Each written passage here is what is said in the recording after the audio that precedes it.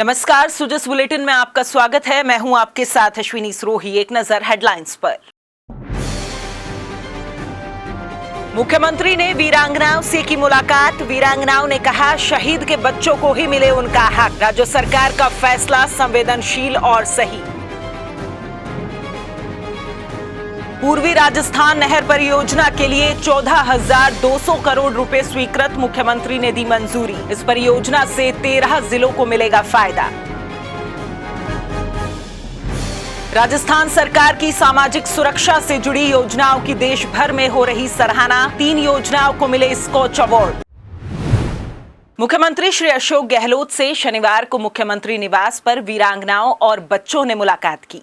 इस अवसर पर मुख्यमंत्री ने कहा कि राज्य सरकार के लिए शहीदों और वीरांगनाओं का सम्मान सर्वोच्च है। राज्य सरकार द्वारा शहीदों के आश्रितों को नियमानुसार राजकीय सेवाओं में नियोजित किया जाता रहा है। भविष्य में भी नियमों की पालना की जाएगी। शहीदों के आश्रितों के साथ किसी तरह का अन्याय नहीं होने दिया जाएगा। वहीं वीरांगनाओं ने राज्य सरकार की ओर से शहीदों के परिवारों को दिए जा रहे पैकेज पर संतुष्टि व्यक्त की। उन्होंने कहा कि राज्य सरकार द्वारा नौकरी केवल शहीद की वीरांगना या बच्चों को ही दी जानी चाहिए। उन्होंने कहा कि अपने बच्चों के अलावा किसी और को नौकरी दिलवाने की मांग गलत है। इस मामले में राज्य सरकार का रुख संवेदनशील और सही है। मैं अपनी यहाँ पे एक ही बात रखने आई हूँ जो आजकल मीडिया के अंदर काफ़ी उछल रही है। जो अंजू लांबा जी को लेकर काफ़ी इशू आया है, जो उन्होंने मीडिया में बयान दिया है कि देवर को नौकरी मिलनी चाहिए। मैं इतना ही कहना चाहूँगी कि आपकी ये लोग कहते हैं गलत डिमांड है। मैं ये कहूँगी ये गलत नहीं है, ये एक वाहियात डिमांड है आपकी। आपने सिर्फ एक पर्सन को लेकर बोला है देवर, बट आप गलत सोच रहे हो। आपने एक बार एक वीरांगना हो, एक वीरांगना की तरह सोचो। आप एक वीरांगना के साथ साथ आप एक माँ हो, एक माँ बन के सोचो, जो आप बिल्कुल भी नहीं सोच रहे हो। आपके इस एक गलत स्टेप से, आपके एक छोटे से इस गलत स्टेप से हम सब वीरांगनाओं का भी नाम खराब हो रहा है। आपको ये नहीं पता आपकी इस हरजाने जो आपने जो गलती की है, इसकी क्षति हम भुगतेंगे फ्यूचर के अंदर। आज तो सिर्फ देवर के लिए बात खड़ी हुई है और हमारे राजस्थान के अंदर बहुत शहीद हैं। नॉट मतलब मैक्सिमम पूरी ऑल इंडिया की मिलिट्री है, मिलिट्री पर्सन्स हैं यहाँ पे। सरकार के स्टैंड को आप कैसे देखते हैं? सर, सरकार के स्टैंड को मैं यही कहूँगी कि सरकार इस वाहियात डिमांड को कभी ना माने। मैं खुद एक वीरांगना हूँ। अगर आज इन्होंने ये बात मान ली तो कल कोई और वीरांगना खड़ी हो जाएगी। वो डिमांड करेगी कि आप मेरी ये, आज तो आपने देवर को दिया है, कल वो जेठ को बोलेगी, जेठ के बच्चों को भी बोलेगी और फ्यूचर में वो किसी और के लिए भी डिमांड कर सकती है। तो मैं तो ये कहूँगी कि सरकार को इस बिल्कुल भी इसके समर्थन में नहीं होना चाहिए। और इवन मैं खुद भी नहीं हूँ, मैं खुद एक वीरांगना हूँ और मैं भी इसके समर्थन में नहीं हूँ। जो ये आंदोलन चल रहा है, जो धरना चल रहा है 10 दिनों से, जो आंदोलन अभी ये 3 उसके बारे में हम सरासर इसके खिलाफ हैं। जो राज्य सरकार के जो नियम कानून कायदे हैं ना, उसी के हिसाब से जिसने शहादत दी है उसके या तो वीरांगना को या उसके बच्चे को नौकरी मिलनी चाहिए। इसके अलावा ना ही कोई रिश्तेदार को मिलनी चाहिए, ना कोई देवर ना कोई जेठ। हमारे को कोई पूछने वाला नहीं है। तो क्या सरकार जो कार्रवाई कर रही है उससे आप पूर्ण संतुष्ट? जो सरकार कार्रवाई कर रही है इसमें पूर्ण रूप से हम संतुष्ट हैं। मुख्यमंत्री जी जो कर रहे हैं वो जो मुख्यमंत्री जी अपनी राय जो सलाह मशविरा दे रहे हैं, हम उनसे पूर्ण रूप से सहमत है। ये जो अभी जो ये चल रहा है, मीडिया में चल रहा है, ये जो सब सुनाई कर रहे हैं, अखबार में सब जगह पढ़ रहे हैं अपन कि ये वो डिमांड कर रहे हैं देवर के लिए, वो कर ले। सर, हम इस चीज़ से सहमत नहीं है, क्योंकि हमें अपने मतलब सबसे पहले है कि हमारे बच्चे सबसे पहले होते हैं। हमारे अपने बच्चों को अपन पैदा करते हैं, वो बच्चों सबसे पहले होते हैं। आप देवर और जेठ के लिए ये सब कुछ आप मांग नहीं कर सकते। आज आप देवर के लिए कर लो, कल को कोई और भी उठ के आ जाएगा कि किसी भी डिमांड ले लो। ऐसा धरना देने से, ऐसे गलत डिमांड करके धरना देने से तो कोई कुछ भी कर सकता है ना। कोई भी अपनी गलत डिमांड लेके आ जाएगा, सीएम ऑफिस में बैठ जाएगा। क्या लग रहा है ये जो हो रहा है ये सही है या गलत? जी नहीं, ये बिल्कुल सही नहीं है। हम इससे सहमत नहीं है। मैं खुद एक वीरांगना हूँ, लेकिन मैं इस चीज़ से सहमत नहीं हूँ। मुख्यमंत्री जी से मिले आप, उनसे कहाँ तक सहमत हैं? उनसे हम 100% सहमत है। वो जो क्या सरकार का स्टैंड अपनी जगह एकदम ठीक है? जी सर, बिल्कुल सही है उनकी जगह। पूर्वी राजस्थान नहर परियोजना राजस्थान के 13 जिलों में सिंचाई और पेयजल की समस्या के समाधान के लिए एक महत्वाकांक्षी परियोजना है। मुख्यमंत्री श्री अशोक गहलोत ने ईआरसीपी के निर्माण के लिए 14,200 करोड़ रुपए के वित्तीय प्रस्ताव को मंजूरी दी है।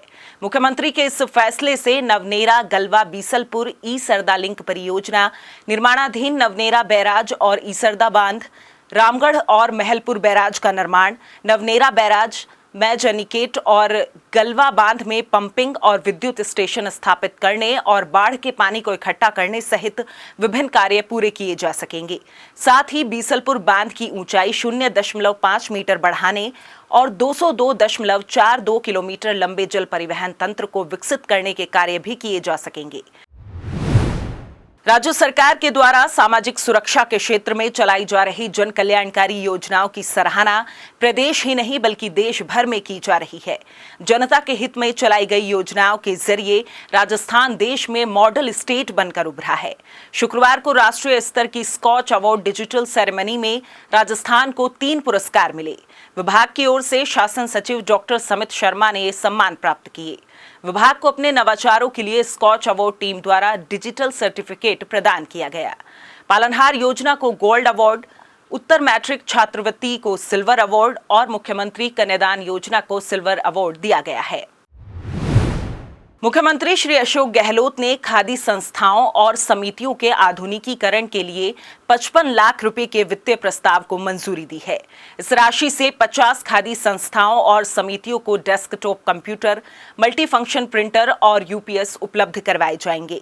प्रदेश में खादी का उपयोग बढ़ाने के साथ साथ खादी संस्थाओं को प्रोत्साहित करने के मकसद से मुख्यमंत्री ने बजट में राज्य की 50 खादी संस्थाओं और समितियों का आधुनिकीकरण करने की घोषणा की थी ताकि वे अपने उत्पादों की अच्छी मार्केटिंग कर सकें। मुख्यमंत्री श्री अशोक गहलोत ने पालनहार योजना के तहत अनाथ श्रेणी के अलावा दूसरी श्रेणी के लाभार्थियों को दी जाने वाली सहायता राशि में बढ़ोतरी के प्रस्ताव को मंजूरी दी है। मुख्यमंत्री के इस संवेदनशील निर्णय से प्रदेश के 6.5 लाख से ज्यादा बच्चों को फायदा मिलेगा। अनाथ श्रेणी के अलावा दूसरी श्रेणी के 0 से 6 साल आयु वर्ग के बच्चों के लिए हर महीने मिलने वाली 500 रुपये की सहायता राशि को बढ़ाकर 750 रुपये और 6 से 18 साल आयु वर्ग को मिलने वाली 1000 रुपये की सहायता राशि को बढ़ाकर 1500 रुपये कर दिया गया है। आपको बता दें कि राज्य सरकार द्वारा चलाई जा रही पालनहार योजना के तहत अनाथ श्रेणी के बच्चों को 1500 और 2500 रुपये की सहायता राशि दी जा रही है। राजस्थान में नए जिलों के गठन के संबंध में राज्य सरकार को सुझाव देने के लिए गठित उच्च स्तरीय समिति का कार्यकाल 6 महीने के लिए बढ़ा दिया गया है। मुख्यमंत्री श्री अशोक गहलोत ने कार्यकाल बढ़ाने के प्रस्ताव को मंजूरी दी है। राज्य सरकार को नए जिलों के गठन के संबंध में सुझाव देने के लिए 21 मार्च 2022 को सेवानिवृत्त आईएएस श्री राम लुभाया की अध्यक्षता में उच्च स्तरीय समिति का गठन किया गया था। इस समिति का कार्यकाल 13 मार्च 2023 को समाप्त हो रहा है। राज्यपाल श्री कलराज मिश्र ने प्राचीन कृषि ज्ञान और परंपराओं को आधुनिक और उन्नत तकनीक से जोड़कर भारत को मजबूत, संपन्न और विकसित राष्ट्र बनाने में अपनी समर्पित सहभागिता से आगे आने का आह्वान किया है। श्री मिश्र ने शनिवार को कृषि विश्वविद्यालय जोधपुर के डॉक्टर पी जोशी सभागार में विश्वविद्यालय के चतुर्थ दीक्षांत समारोह की अध्यक्षता करते हुए अपने संबोधन में ये बात कही। राज्यपाल ने दीक्षांत समारोह में 154 उपाधियों का वितरण किया। प्रदेश में लगातार विशिष्ट अदालतों का आयोजन किया जा रहा है। राजस्थान राज्य सूचना आयोग के कार्यालय में शनिवार को भरतपुर संभाग की अपीलों के लिए विशेष अदालत का आयोजन किया गया। विशेष अदालत में भरतपुर, सवाई माधोपुर, करौली और धौलपुर जिले के करीब 250 मामले सुने गए। निरंतर रूप से विशिष्ट अदालतों का आयोजन कर रहे हैं। उसी के क्रम में ये 6ठी विशिष्ट अदालत है। इस में 5 पहले पूर्व में हमारी विशिष्ट अदालत हुई हैं, जिसमें हम जेडीए, नगर निगम, शिक्षा विभाग 2020 से पहले के केसेस और एक उदयपुर संभाग को कवर कर चुके हैं और करीब 1700 प्लस केसेस हम उनका निस्तारण वहाँ पर कर चुके हैं। आज जो हम विशिष्ट अदालत कर रहे हैं ये भरतपुर संभाग की अपीलों की है।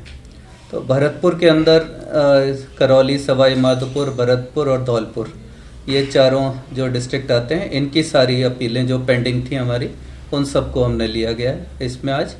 और करीब 250 अपीलें, ये कुल 253 अपीलें हैं। इनकी सभी अलग अलग कोर्ट्स में, 5 कोर्ट्स में सुनवाई चल रही है और आशा है कि इसमें अधिकांश आज समाप्त कर दी जाएंगी। सुजस बुलेटिन में फिलहाल इतना ही। फिर होगी आपसे मुलाकात, तब तक के लिए नमस्कार।